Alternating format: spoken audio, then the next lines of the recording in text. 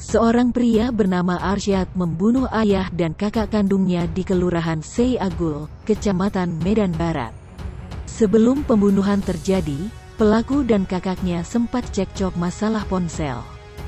Sementara sang ayah dibunuh oleh pelaku lantaran tidak diberi uang saat diminta. Arsyad terlibat cekcok dengan sang kakak, Rizky Sarbaini, karena korban menggadaikan ponsel milik sang ibu. Hal tersebut disampaikan oleh teman Arsyad, Iam, pada Sabtu tanggal 28 Agustus tahun 2021. Arsyad mengancam akan membunuh korban bila ponsel milik ibunya tak kembali dalam 24 jam. Pelaku menikam sang kakak di atas tempat tidur hingga tewas. Sedangkan sang ayah dibunuh di samping rumah. Pelaku ditangkap polisi setelah sebelumnya dikepung warga.